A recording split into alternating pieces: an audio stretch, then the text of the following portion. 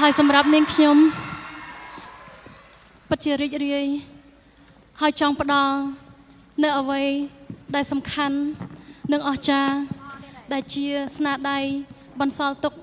របស់ដូនតាយើងអាចយកមកកែច្នៃយកមកបន្ថែមយកមកធ្វើឲ្យកាន់តែល្អ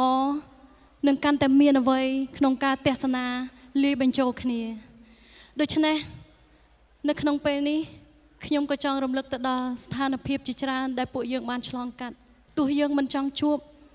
តែវាបានកើតឡើងទៅហើយទោះយ៉ាងណាក៏យើងនៅតែចងចាំតែការចងចាំមួយនេះនឹងធ្វើឲ្យយើងជូតទឹកភ្នែកក្រោកឈរឡើងបន្ថែមភាពរឹងមាំរបស់ខ្លួនឯងបង្ហាញថាកូនខ្មែរមិនទន់ខ្សោយពួកយើងនៅតែខ្លាំងរួមកម្លាំងគ្នាឲ្យកាន់តែអស្ចារ្យនៅលើទឹកដីនៃប្រទេសកម្ពុជារបស់ពួកយើងដូច្នេះនាងខ្ញុំសូមអនុញ្ញាតរំខានបងប្អូនទាំងអស់គ្នាដែលអញ្ជើញទស្សនានៅក្នុងពេលនេះបង្ហាញនៅ flash ទូរស័ព្ទ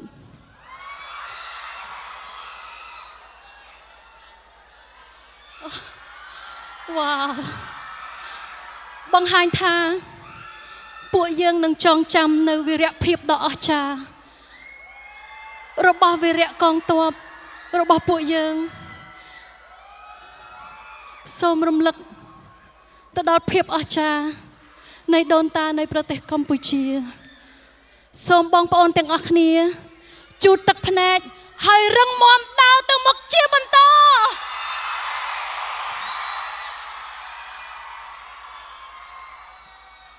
សូមបន្ត flash ហើយក្រវីជាមួយខ្ញុំទាំងអស់គ្នាណា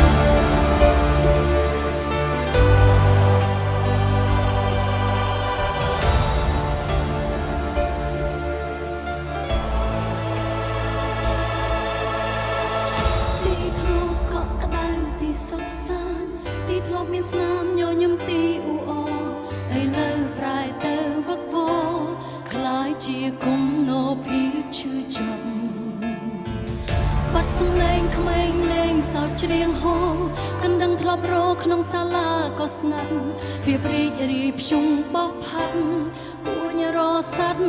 ទៅទីឆ្ងាយសំឡេងឈឺចាប់នេះទេបានតែថាមកពីវ័យបាត់បង់ផ្ទះបាត់គ្រប់វ័យភាពផិតភ័យរំពាត់ជាប់កាយឬសំឡេងឈឺចាប់នេះទេសំឡេងកូនយំស្រែករកម្ដាយសូមឲ្យព្យុះកំណាចរសាយសូមឲ្យគ្រប់យ៉ាងវិលដូចដើម